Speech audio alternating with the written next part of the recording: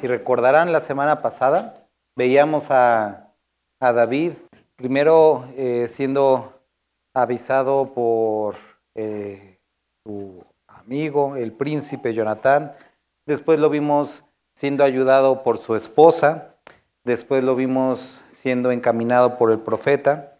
Y nos quedamos en esta historia. Él pues tiene que dejar su hogar, tiene que dejar el palacio. Y se queda a vivir un tiempo en Nayot. Y ahí es donde retomamos la historia en el capítulo número 20. ¿Vale?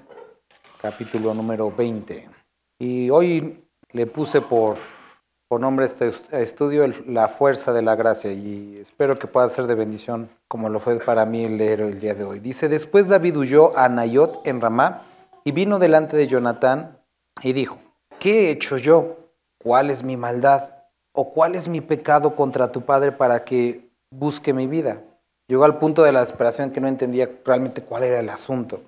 Él le dijo: en ninguna manera, no morirás aquí que mi padre, ninguna cosa hará grande ni pequeña que no me la descubra, porque pues me ha de encubrir mi padre este asunto, no será así. Y David volvió a jurar diciendo: tu padre sabe claramente que yo he hallado gracia delante de tus ojos, y dirá: no sepa esto Jonatán, para que no se entristezca. Y ciertamente vive Jehová y vive tu alma, que apenas hay un paso entre mí y la muerte. Y si puedes subrayar eso, ahorita vamos a platicar de eso. Y Jonatán dijo a David: lo que deseare tu alma haré por ti. Y David respondió a Jonatán: he aquí que mañana será nueva luna, y yo acostumbro sentarme con el rey a comer, mas tú dejarás que me esconda en el campo hasta la tarde del tercer día. Si tu padre hiciere mención de mí, dirás: me rogó mucho que lo dejase ir corriendo a Belén, su ciudad, porque todos los de la familia celebran allá el sacrificio anual. Si él dijere: bien está, entonces tendrá paz tu siervo.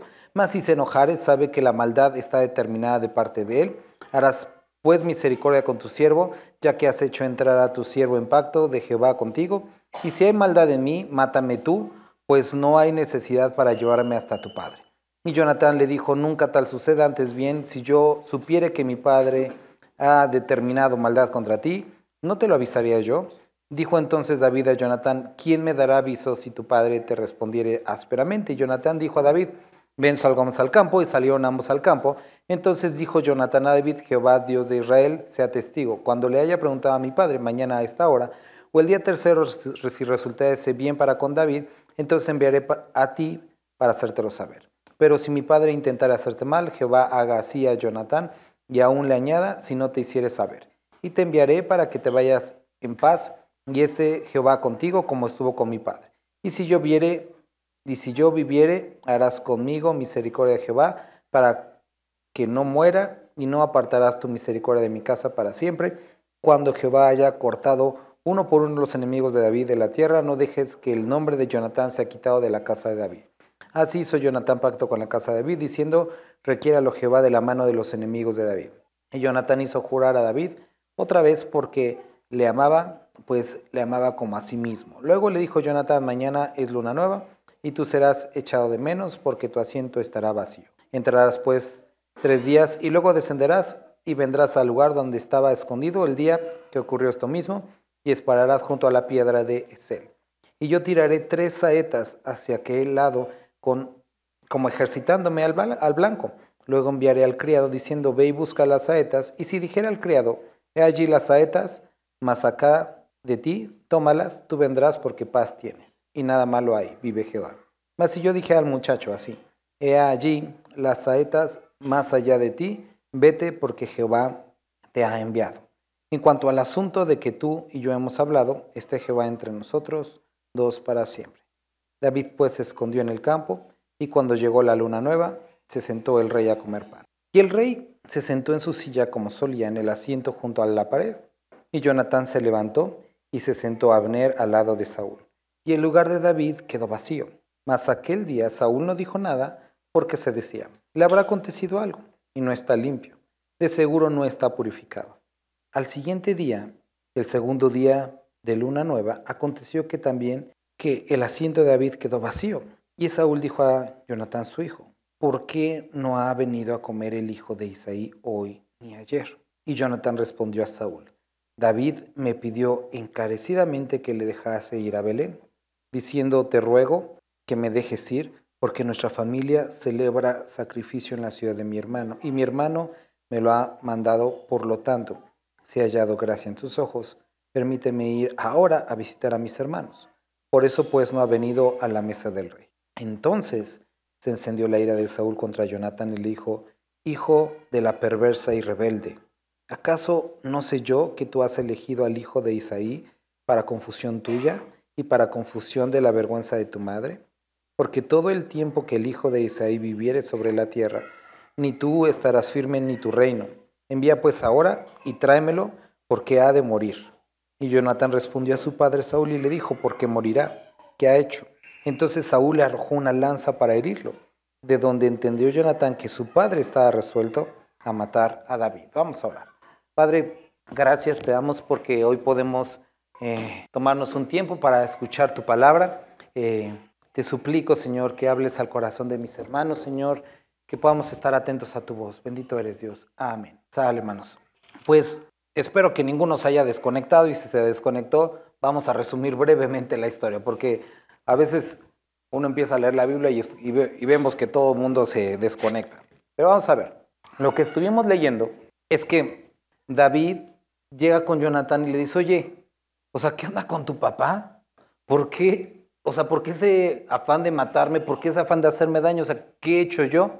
Y llegó el punto como sí de estar como, pues ya como muy, ahorita vamos a hablar de esta condición, pero muy triste, muy sacado de onda de, pues si Dios me llamó, ¿dónde está el llamado? ¿Dónde está como todo eso? Entonces Jonatán le dice, no te preocupes, si realmente fuera en serio, tu papá y mi papá me lo diría. Y entonces David está haciendo alusión a lo que había pasado en el capítulo anterior de, oye, pues ya me aventó una lanza, ya me fue a perseguir con los profetas, o sea, esto sí va en serio. Y le dijo, oye, vamos a hacer lo siguiente. O sea, si realmente tengo algo yo malo, pues ya mejor ni siquiera esperemos a que tu papá me mate. Mátame aquí y ahí muere, ¿no? Yo creo que de alguna forma David estaba calando a ver si Jonatán todavía como que era su amigo o no. Y Jonatán le dice, no, ¿cómo crees de eso? No, jamás daría eso. Dijo, bueno, entonces mañana, que es esta festividad de Luna Nueva, y que en la que Saúl hacía una comida especial con todos sus líderes, le dice, voy a ausentarme. Y si tu papá lo nota y pregunta por mí, pero no se enoja, pues quiere decir que no hay ningún asunto.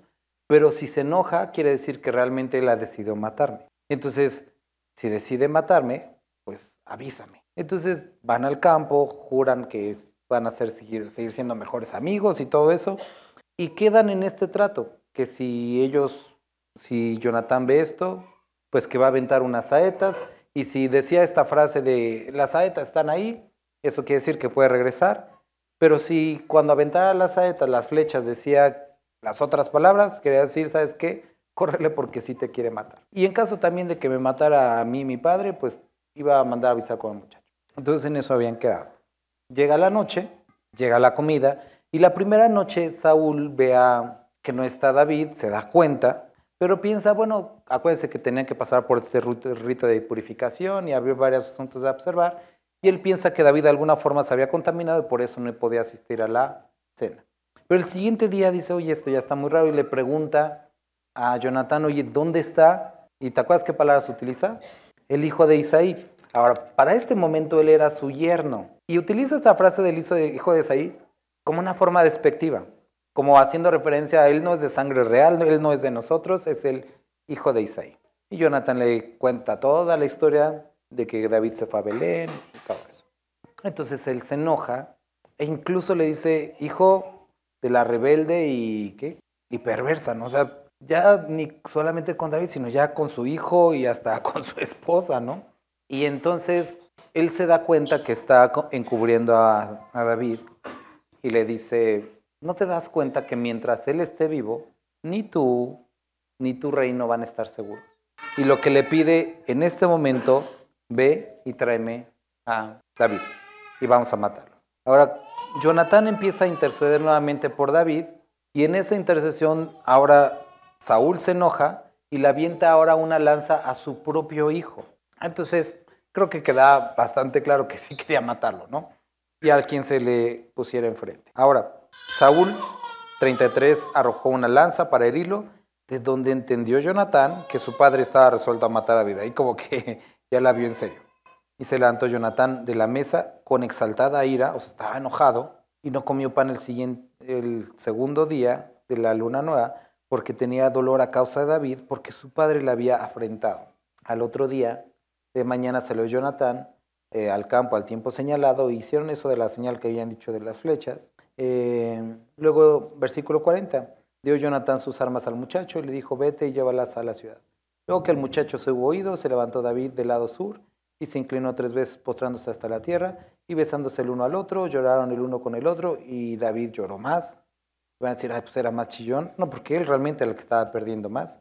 Y Jonatán dijo a David, vete en paz, porque ambos hemos jurado por el nombre de Jehová, diciendo, Jehová esté entre tú y yo, entre tu descendencia y mi descendencia para siempre. Y él se levantó y se fue. Jonatán entró en la ciudad. Y tú dices, pues está como padre la historia, pero ¿y como que qué tiene que ver con nosotros, no? Bueno, mira, quiero que notes que el capítulo empieza con una pregunta en el versículo 1. ¿Cuál es mi maldad?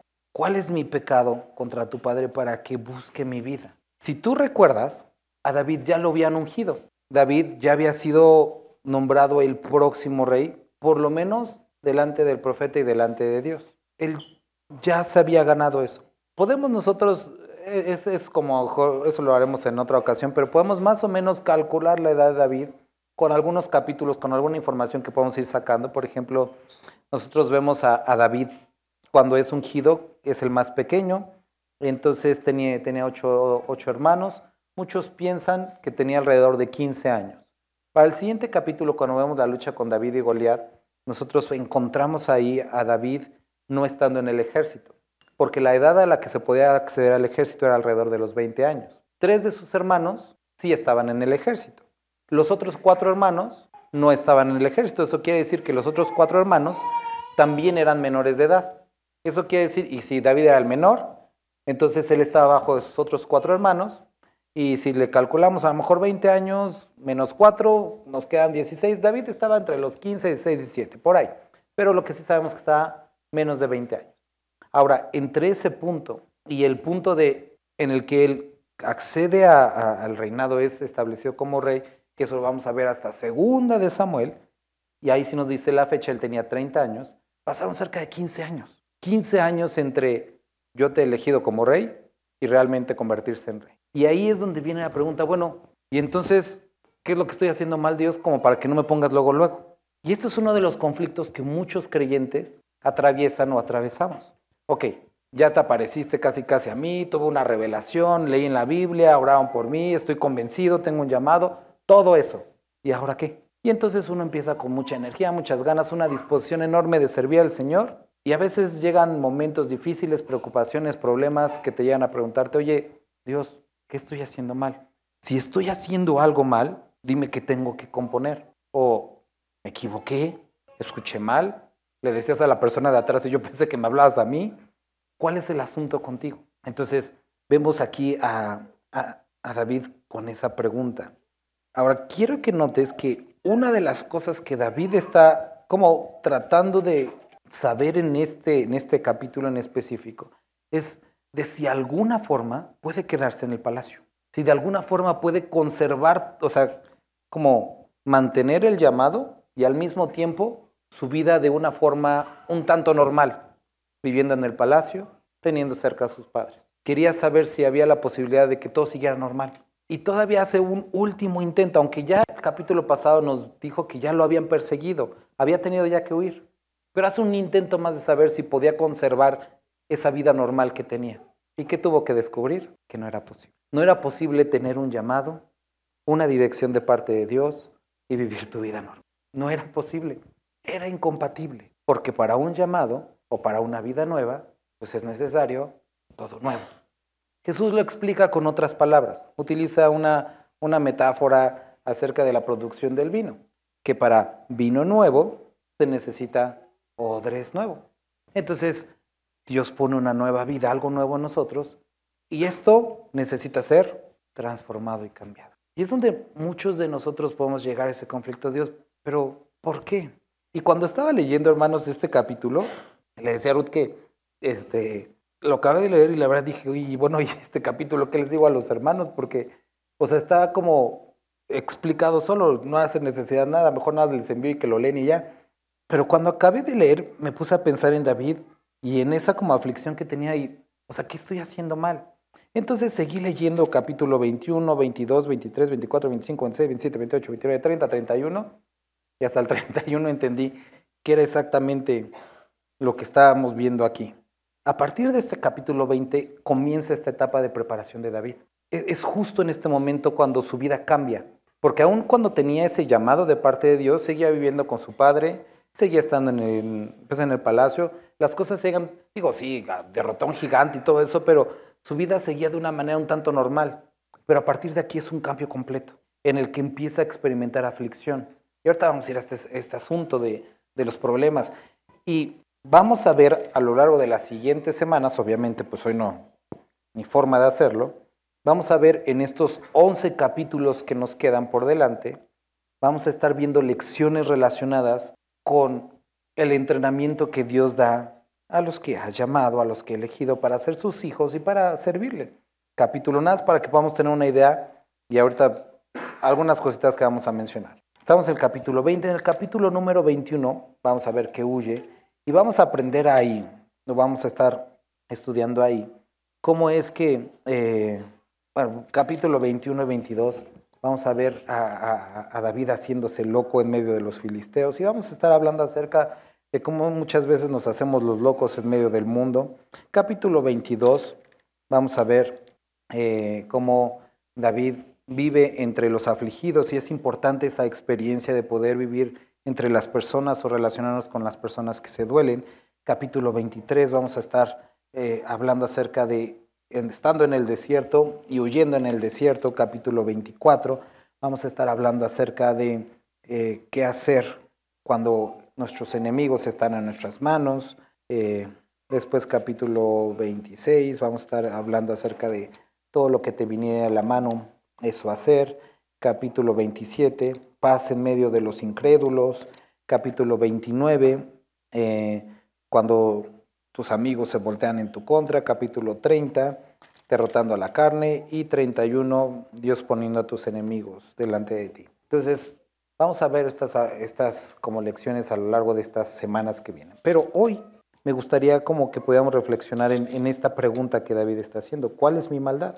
¿Cuál es mi pecado contra tu Padre para que busque mi vida? Y puede convertirse muchas veces en la oración que le presentamos a Dios. Oye, Jesús, Señor nuestro, ¿qué problema tiene Dios conmigo? O sea, y no como de reclamo, sino como de saber realmente, o sea, ¿por qué tengo problemas? Si hice algo mal y si me lo merezco, me gustaría saberlo para ver cómo enmendamos esto. Pero tenemos que entender que no todos los problemas, no todas las aflicciones, no todas las pruebas son un castigo.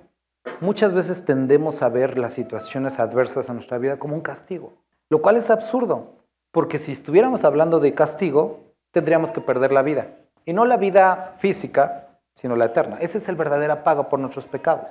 Entonces, las circunstancias que vienen a nuestra vida no siempre son ni disciplina, ni castigo, ni porque haya algo necesariamente malo, sino más bien, y ese es el enfoque en el que vamos a estar viendo el día de hoy, en muchos de estos asuntos tiene que ver con la preparación. Me gustaría que podamos primero considerar cuál empezaremos. Vamos a Lucas, capítulo 12, versículo 24. Y si alguien lo puede leer, y no, esa no era la que yo quería leer. La cita es la siguiente, y ahí si alguien me puede ayudar a buscarla. Jesucristo hablando con sus discípulos les dice que tenían que entender lo siguiente, que si la semilla de trigo no caía y muere, no puede llevar fruto. Entonces, esta es la primera cita que me gustaría que pudiéramos considerar, porque cuando vemos estos conflictos, necesitamos entender que lo que Dios está haciendo después de haber sido salvados es transformar nuestras vidas. Eso es lo que se llama la santificación. Y utiliza esta metáfora de sembrar, que sembramos algo y lo que resulta de esa semilla es completamente diferente. Y es exactamente lo mismo que está haciendo en nuestras vidas. Está transformando nuestras vidas. Ahora, algo de lo que hace Dios y de lo que quiere hacer con nosotros Dios es que podamos entender que lo que está sucediendo en nuestra vida tiene un propósito. Y vamos a ver dos asuntos con la vida de Pablo. Vamos a Hechos, capítulo 9, versículo 16. Después de que Pablo, un hombre que era asesino, que era perseguidor de la iglesia, es salvado, nadie quiere orar por él porque todos le tienen miedo. Pensaban a lo mejor algunos que era una trampa. Pero Dios se revela a Ananías y le dice que pues, quiere que vaya a orar por él, capítulo 9. Y cuando llega al versículo 14, dice, aún aquí tiene autoridad de los principales sacerdotes para prender a todos los que invocan tu nombre. Ananías está en esta conversación con Dios y el Señor le dijo, versículo 15, ve porque instrumento escogido me es este, para llevar mi nombre en presencia de los gentiles y de reyes y de los hijos de Israel, porque yo le mostraré cuánto le es necesario padecer por mi nombre. Entonces fue entonces Ananías y entró a la casa y poniéndole sobre él las manos, dijo, hermano Saulo, el Señor Jesús, que se te apareció en el camino por donde venías, me ha enviado para que recibas la vista y seas lleno del Espíritu Santo. Y al momento le cayeron los ojos como escamas y recibió al instante la vista y levantándose fue bautizado y habiendo tomado alimento recobró fuerza y estuvo Saulo por algunos días con los discípulos que estaban en Damasco. Nosotros terminamos este capítulo 9 viendo historias de Saulo y después Saulo desaparece del libro de Hechos y nosotros podemos encontrarlo nuevamente hasta el capítulo 14. ¿Qué es lo que sucede en ese periodo? Saulo es tratado y entrenado por Dios durante 14 años. ¿Qué es lo que nosotros vemos con Jesucristo? Vemos a Cristo siendo tentado, capítulo 4 del libro de Mateo. Y podemos ver a lo largo de varios personajes que primeramente son tentados. Ahora, son probados. Vamos a libro de Corintios. Capítulo 12, 2 de Corintios 12. Ciertamente no me conviene gloriarme, pero vendré a las visiones y a las revelaciones del Señor. Conozco un hombre en Cristo que hace 14 años y en el cuerpo no lo sé, si fuera del cuerpo no lo sé. Dios lo sabe, fue arrebatado hasta el tercer cielo y conozco a tal hombre, si en el cuerpo fuera del cuerpo no lo sé. Dios lo sabe, que fue arrebatado al paraíso donde oyó palabras inefables que no le es dado al hombre expresar. De tal hombre me gloriaré, pero de mí mismo en nada me gloriaré, sino en mis debilidades. Sin embargo, quisiera gloriarme. No sería insensato porque diría la verdad, pero lo dejo para que nadie piense de mí más de lo que en mí ve o oye de mí, y para que la grandeza de las revelaciones no me exaltase desmedidamente. Me fue dado un aguijón en la carne, un mensajero de Satanás, que me abofetee para que no me enaltezca en sobremanera, y respecto a lo cual 3 veces he rogado al Señor que lo quite de mí. Y me ha dicho, bástate mi gracia, porque mi poder se perfecciona en la debilidad. Por tanto, de buena gana me gloriaré más bien en mis debilidades para que repose sobre mí el poder de Cristo. Entonces, vemos aquí, estamos leyendo la historia de David. David fue elegido como rey y hasta después de casi 15 años él se convierte en el rey. En ese ínter tiene que estar escondido en cuevas, padecer hambre, tener que alimentarse de pan del templo, que sea perseguido, que Dios ponga al rey y que él diga, no lo voy a asesinar. Tiene que atravesar muchas dificultades. Ahorita uno de los primeros versículos que le está leyendo es la necesidad de este proceso de transformación. Pero ¿por qué necesitamos este proceso de transformación? Porque lo que nosotros estamos haciendo o lo que nosotros estamos llevando es una tarea divina. Y si nosotros queremos hacerla con métodos humanos o con fuerzas humanas, nos va a destruir. Moisés, si recordaban cuando estábamos en el libro de Éxodo, Dios lo llama y lo primero que él hace, con toda esa energía y ese deseo de servir a Dios, es matar a un egipcio. Y después de matarlo lo entierra en la tierra y dice, no, como que esto no funcionó. Pero con la ayuda de Dios, unos 40 años después, entierra todo un ejército completo.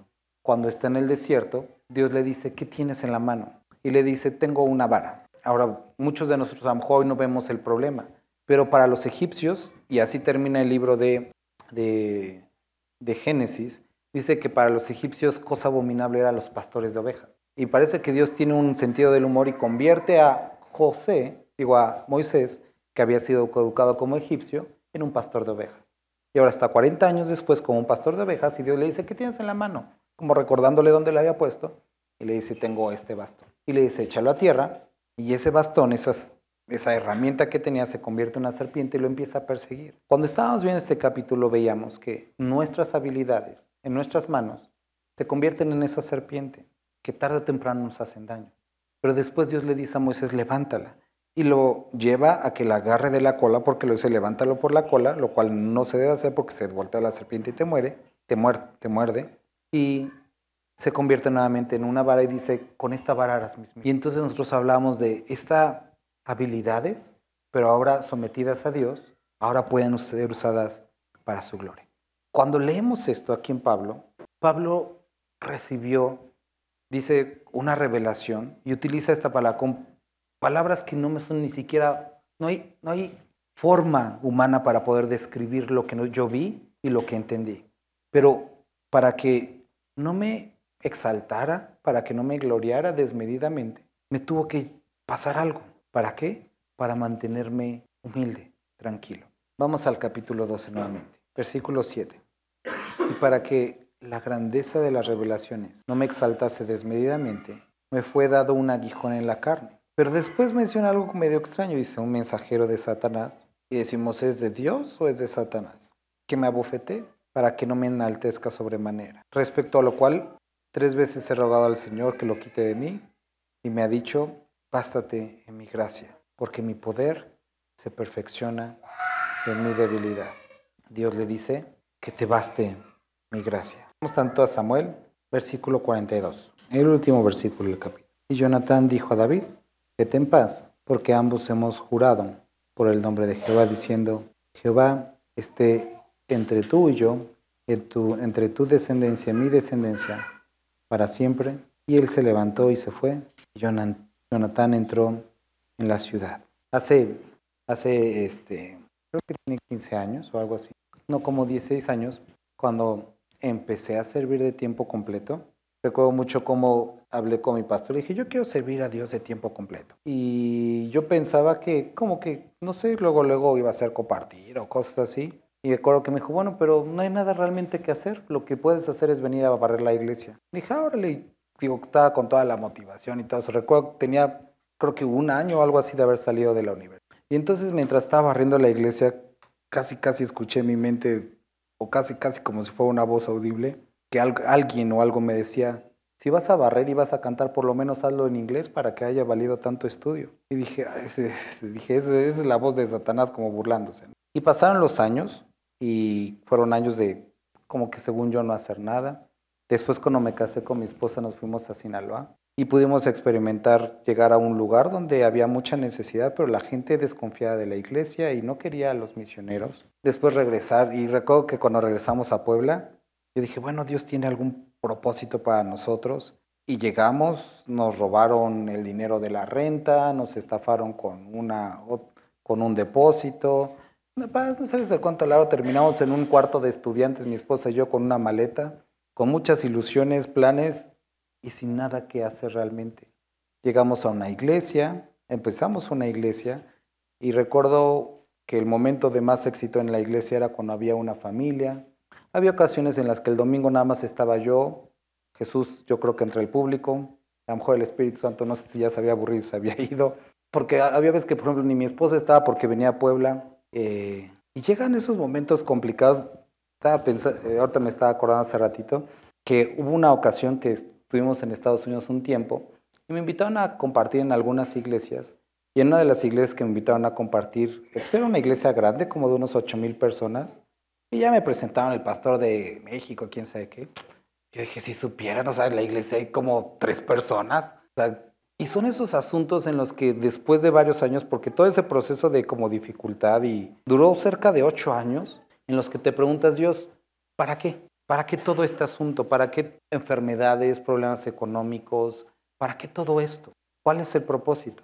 En el caso de David, y ahorita vamos a ir al caso de Saúl para ver 2 cosas que me gustaría compartir el día de hoy, unas 2 cosas con ustedes. David, muchas personas iban a depender de él. Él era el próximo rey y era necesario que él aprendiera a depender de Dios primero. De la misma manera, cada uno de nosotros nos ha sido encomendado el ministerio, dice la Biblia, de la reconciliación. Personas van a depender de lo que nosotros digamos, de lo que les enseñemos. Y es necesario que aprendamos a depender de Dios. En el caso de Pablo, que es de quien estábamos leyendo, Pablo toda su vida la había dedicado al estudio.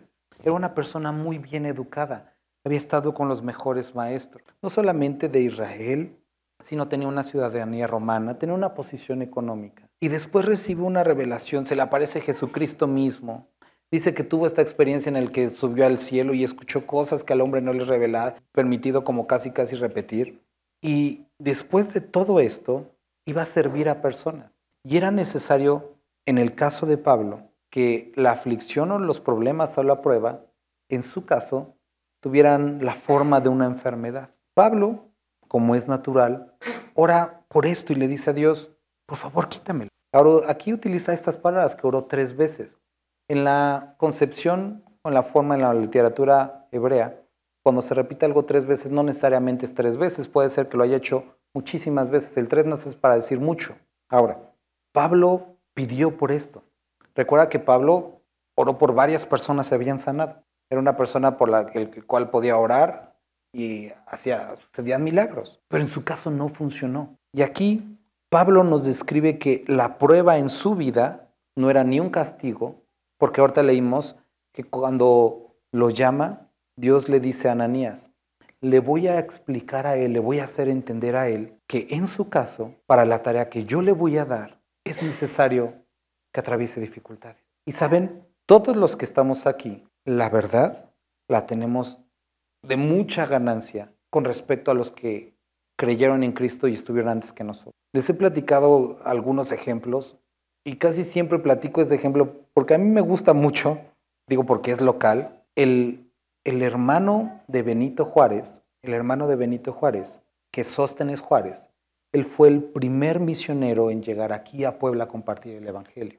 Él creyó en el Evangelio estando en la cárcel durante la intervención francesa. Y esta historia me gusta mucho porque llega y no sé, a lo mejor no fue su forma de pensar, pero siendo el hermano del presidente, creyendo en Dios, siendo enviado a este lugar, pensaría a lo mejor que iba a ser algo sencillo, pero en la primera reunión los persiguen y tiene que ir saltando por las vecindades del centro histórico y acabar con una puñalada y regresar a la Ciudad de México ese día con una puñalada. Y después de una semana, nuevamente está aquí en la ciudad de Puebla. Entonces, personas como ellos, que su trabajo y su fidelidad produjo que tú y yo podamos el día de hoy reunirnos, sufrieron o enfrentaron situaciones mucho más adversas que nosotros. Pero en su caso les era necesario, era el tiempo, era el contexto en el que el Evangelio tenía ese costo. Para nosotros, dependiendo de la familia en donde estés, el lugar donde estemos,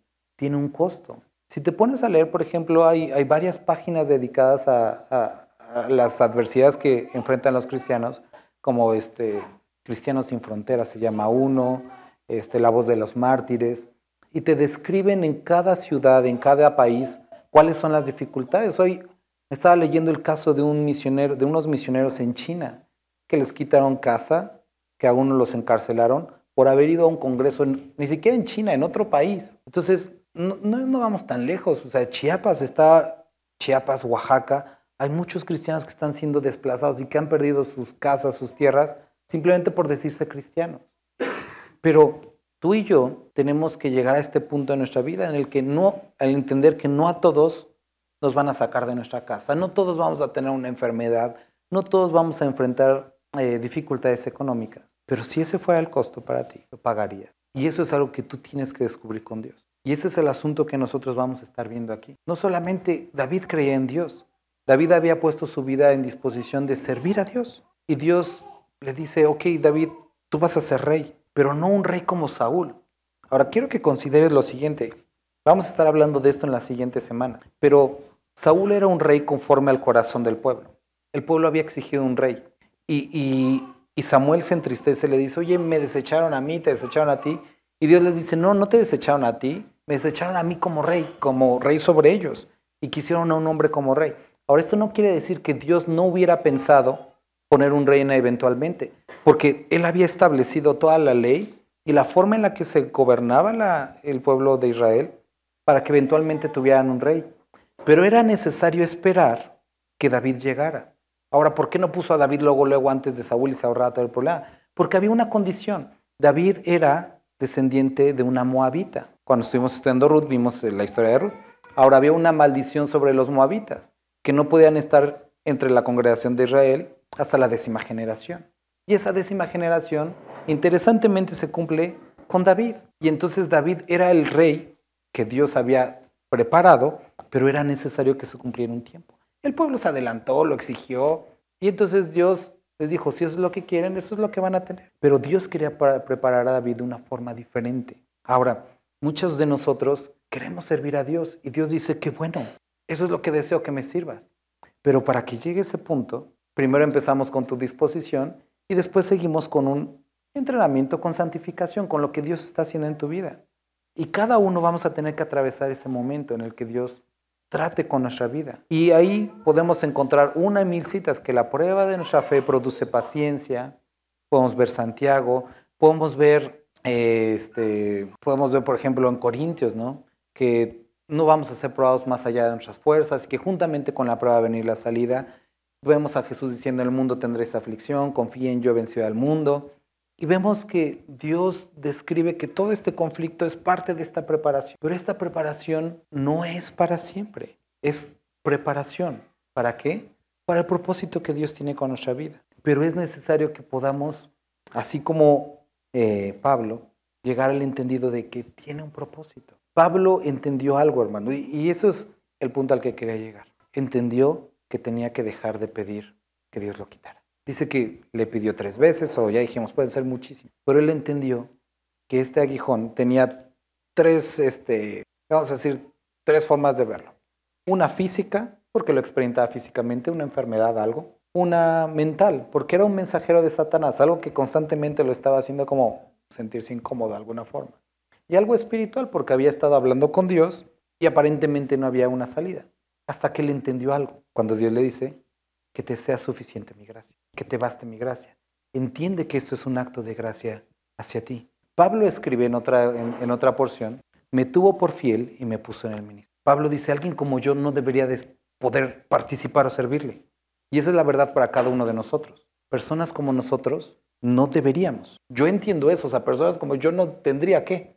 Pero por alguna razón, por su puro amor, afecto, por su pura gracia, me tuvo por fiel y me puso en el ministerio. Y entonces es un acto de gracia que todas las circunstancias que vienen a mi vida me estén preparando y limpiando y protegiendo a su iglesia al mismo tiempo, pero protegiéndome a mí de no apartarme y hacer las cosas de una manera que le agrade. Entonces, Pablo entiende esto y entiende que es un acto de gracia las pruebas que vienen.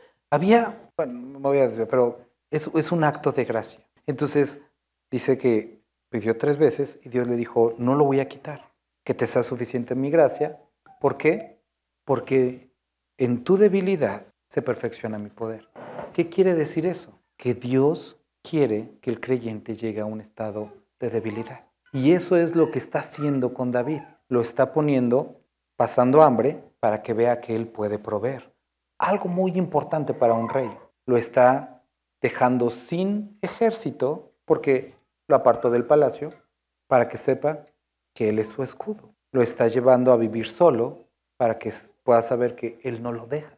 Y vamos a estar viendo todas estas enseñanzas, pero es algo que tienes que entender, que el proceso de prueba, de dificultad que posiblemente estés enfrentando, que vayas a estar pasando, tiene un propósito. Y tú tienes que determinar, tú tienes que estar convencido de que Dios puede con tu vida hacerte una persona diferente. Y muchas veces el tiempo y la magnitud a lo mejor de la prueba va a depender o va a estar, o como decíamos en matemáticas, inversamente proporcional a la dureza de tu corazón. Entonces, corazones muy duros, a lo mejor necesitan pruebas un poco más fuertes. Y no, vuelvo a repetir, no es castigo, es Dios nos va a dar aquello que necesitamos. Entonces, podemos ver aquí a Pablo que entendió esto. Pablo siempre había sido una persona fuerte. Y entonces tuvo que llegar al momento de debilidad para ver que él se perfeccionaba, él se fortalecía en su debilidad. Y me gustaría terminar leyendo esto, ahí en mismo Corintios.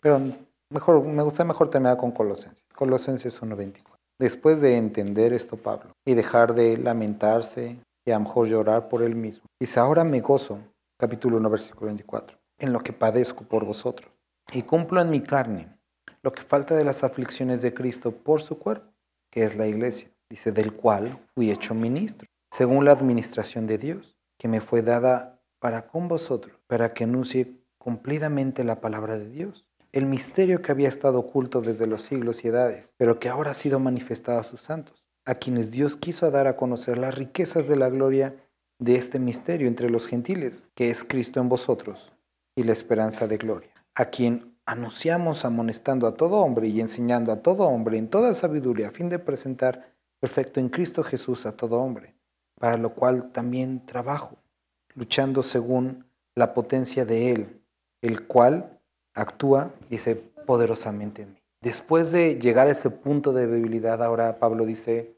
Dios actúa poderosamente.